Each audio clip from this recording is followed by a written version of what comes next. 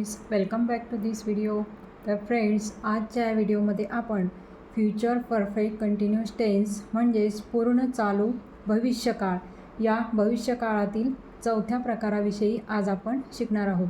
मागच्या 2 व्हिडिओमध्ये आपण पूर्ण चालू वर्तमान काळ आणि पूर्ण चालू भूतकाळ या 2 काळांविषयी शिकलो.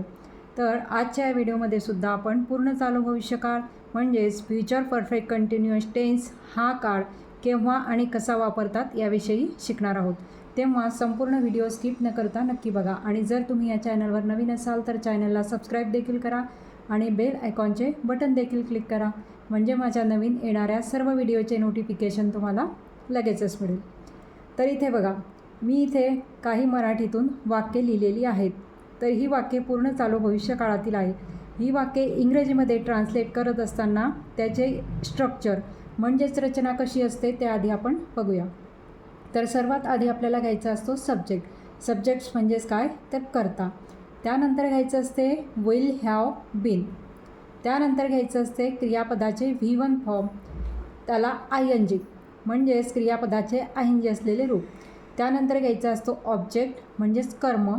त्यानंतर घ्यायचं असते सिन्स किंवा फॉर आणि त्यानंतर जो टाईम म्हणजे जो वेळ दिलेला असेल वाक्यात तो मग सिन्स किंवा फॉर नंतर लिहायचा असतो.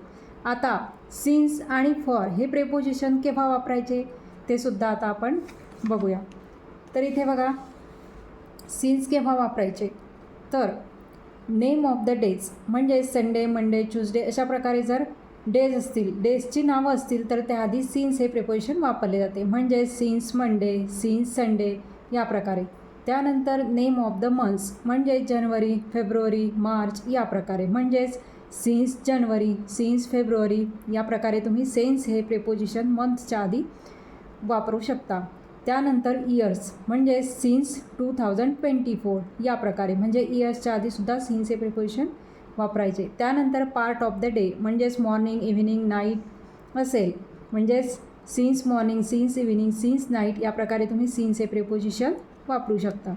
त्यानंतर क्लॉक टाईम म्हणजेच कसं तर सिन्स 10 AM किंवा सिन्स 10 PM या प्रकारे तुम्ही वापरू शकता. त्यानंतर लास्ट वीक म्हणजे सिन्स लास्ट वीक किंवा लास्ट मंथ, लास्ट इयर या प्रकारे जर असेल तर तुम्ही या आधीसुद्धा सिन्स हे प्रेपोजिशन वापरू शकता. त्यानंतर सीझन्स म्हणजेच विंटर, समर या प्रकारे दिलेले असतील तर त्याआधीसुद्धा सिन्स हे प्रेपोजिशन वापरू शकता, म्हणजेच कसं तर सिन्स विंटर, सिन्स समर या प्रकारे. त्यानंतर फेस्टिवल्स म्हणजे सण, दिवाळी, होली असेल असे दिलेले असतील फेस्टिवल्सची नावं तर त्याआधीसुद्धा सिन्स हे प्रेपोजिशन वापरू शकता, म्हणजेच कसं तर सिन्स दिवाळी, सिन्स होली या प्रकारे. तर अशा प्रकारे तुम्ही सिन्स हे प्रेपोजिशन यांच्या आधी वापरू शकता. त्यानंतर फॉर हे प्रेपोजिशन केव्हा वापरायचे तर बघा, काउंटिंग नंबर्स दिलेले असतील जसं 1, 2, 3 तर त्याआधी फॉर हे प्रेपोजिशन वापरायचे. त्यानंतर बघा, आता इथे फॉर 2 days दिलेलं आहे, 2 days, 3 days तर त्याआधी काय वापरायचं मग फॉर हे प्रिपोजिशन वापरायचं, फॉर 2 days, फॉर 3 days या प्रकारे. त्यानंतर बघा, मंथ्सच्या आधीसुद्धा फॉर 2 months किंवा फॉर 3 months या प्रकारे फॉर हे प्रिपोजिशन वापरायचे. त्यानंतर बघा, आवर्स दिलेले असतील तास तर त्याआधीसुद्धा फॉर 2 hours किंवा फॉर 3 hours या प्रकारे फॉर हे प्रिपोजिशन वापरायचे. त्यानंतर फॉर 1 week किंवा फॉर 2 years म्हणजे वीक्स दिलेले असेल, इयर्स दिलेले असेल तर त्याआधीसुद्धा फॉर हे प्रेपोजिशन वापरायचे असते. तर अशा प्रकारे सिन्स आणि फॉर हे प्रेपोजिशन केव्हा वापरायचे ते सुद्धा तुम्ही लक्षात ठेवणे गरजेचे आहे. आता आपण रचना पाहिली आणि त्यानंतर सिन्स आणि फॉर हे केव्हा वापरायचे ते सुद्धा पाहिले. आता हा काळ केव्हा वापरायचा म्हणजेच पूर्ण चालू भविष्यकाळ केव्हा वापरायचा तर भविष्यकाळामध्ये दीर्घकाळ चालू असलेली जर क्रिया असेल आणि भविष्यकाळातच विशिष्ट वेळीही ती चालूच राहील हे जेव्हा आपल्याला दाखवायचे असते तेव्हा हा काळ वापरतात, म्हणजेच पूर्ण चालू भविष्यकाळ वापरतात. तर आता इथे बघा, मी एक एक्झाम्पल वाक्य लिहिलेलं आहे की ती दिवसभर खरेदी करत असेल. आता करत असेल म्हणजेच हा भविष्यकाळ आहे, पण ती खरेदी केव्हा करत असेल तर ती दिवसभर खरेदी करत असेल. इथे वेळ दिलेली आहे, दिवसभर खरेदी करत असेल म्हणजेच ही क्रिया कशी दिवसभर दीर्घकाळ चालू राहणार आहे आणि भविष्यकाळातच ती चालू राहणार आहे, भविष्यकाळात ती चालू राहणार आहे. म्हणून अशा वेळेला आपण कोणत्या काळाचा उपयोग करून हे वाक्य बनवणार आहोत तर पूर्ण चालू भविष्यकाळ आणि हे स्ट्रक्चर वापरून मग आपण हे सेंटेन्स इंग्रजीमध्ये ट्रान्सलेट करणार आहोत. तर आता इथे बघा, ती दिवसभर खरेदी करत असेल, तर या रचनेप्रमाणे आता आपण घेऊया. सब्जेक्ट म्हणजेच करता काय आहे, तर तीसाठी मग आपण इंग्रजीमध्ये सी वापरतो, म्हणून आपण इथे काय लिहिणार आहोत, सी. त्यानंतर घ्यायचं आहे will have been. She will have been. She will have been. त्यानंतर आपल्याला काय घ्यायचं आहे, क्रियापद, त्याचा ING फॉर्म. आता खरेदी करणे, त्यासाठी आपण शॉपिंग हा शब्द वापरतो, तो आपण इथे लिहिणार आहोत, shopping. She will have been shopping. ती खरेदी करत असेल केव्हा, तर दिवसभर म्हणजेच त्याला होल डे असं म्हणू आपण. आणि मग त्याआधी आपण फॉर लावणार आहोत, for the whole day. For हे प्रिपोजिशन लावणार आहोत, फॉर द होल डे, अशा प्रकारे. तर बघा, she will have been shopping for the whole day म्हणजेच काय, तर ती दिवसभर खरेदी करत असेल. भविष्यकाळामध्ये दिवसभर करत असेल म्हणजे दीर्घकाळ चालू असेल ही क्रिया, आणि भविष्यकाळात ती चालूच असेल, म्हणून आपण अशा प्रकारे हे सेंटेन्स इंग्रजीमध्ये तयार केलेलं आहे. तर आता नेक्स्ट बघा, ती सकाळपासून अभ्यास करत असेल. बघा आता इथे सुद्धा आपल्याला सर्वात आधी काय घ्यायचं आहे, सब्जेक्ट काय आहे, तीसाठी आपण इथे लिहिणार आहोत शी. त्यानंतर काय घ्यायचं आहे, will have been. She will have been. त्यानंतर आपल्याला काय घ्यायचं असते, तर घ्यायचं असते क्रियापद बघायचं आधी, आणि त्याचा ING फॉर्म असलेलं रूप आपल्याला इथे घ्यायचं आहे. अभ्यास करणे, त्यासाठी आपण स्टडी हा शब्द वापरतो, त्याचा ING फॉर्म म्हणजेच studying, STUDYING, studying. She will have been studying. ती अभ्यास करत असेल केव्हा, तर सकाळपासून. मग आता इथे आपल्याला वेळ दिलेली आहे सकाळची, म्हणजेच डेज काय दिलेलं आहे, पार्ट ऑफ द डे दिलेला आहे, म्हणून आपण इथे काय लिहिणार आहोत, कोणतं प्रिपोजिशन वापरणार आहोत, तर सिन्स. आणि सकाळ म्हणजेच morning, since morning. She will have been studying since morning, अशा प्रकारे. त्यानंतर आता नेक्स्ट बघा, तो माझ्यासोबत 1 महिन्यापासून इंग्रजी शिकत असेल. बघा, भविष्यकाळात शिकत असेल म्हणजे भविष्यकाळात, मग 1 महिन्यापासून इंग्रजी शिकत असेल फ्युचरमध्ये. आता इथे सुद्धा आपण काय घेणार आहोत, आधी सब्जेक्ट म्हणजेच करता आहे तोसाठी आपण इंग्रजीमध्ये ही वापरतो. नंतर घ्यायचं आहे विल हॅव बीन. नंतर आपल्याला काय घ्यायचं असते, क्रियापदाचे ING असलेले रूप.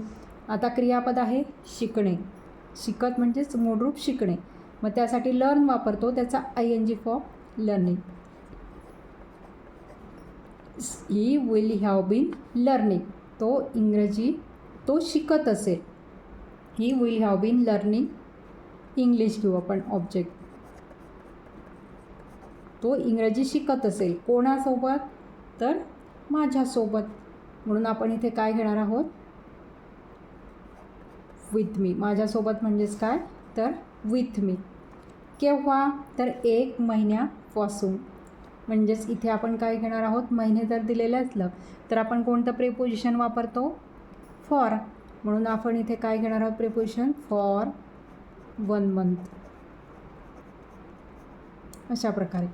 बघा, he will have been learning English with me for 1 month. तो माझ्यासोबत 1 महिन्यापासून इंग्रजी शिकत असेल, अशा प्रकारे. त्यानंतर नेक्स्ट बघा, ती सकाळपासून काम करत असेल.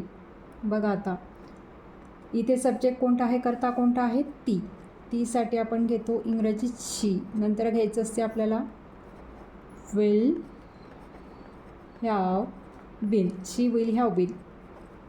बघा, शी विल हॅव बीन. आता घ्यायचं आहे क्रियापद, काम करणे, त्याला आपण वर्क हा शब्द वापरतो, त्याचा ING फॉर्म आपल्याला घ्यायचा आहे, तो आहे working, WORKING. She will have been working. ती काम करत असेल केव्हापासून, तर सकाळपासून, म्हणजेच आता प्रिपोजिशन आपण कोणतं वापरणार आहोत, सिन्स मॉर्निंग. बघा, she will have been working since morning. कारण का आता पार्ट ऑफ द डे आहे इथे मॉर्निंग, म्हणून आपण सीन्स हे प्रिपोजिशन वापरलेलं आहे. त्यानंतर नेक्स्ट बघा, ते 5 वाजल्यापासून वाट पाहत असतील.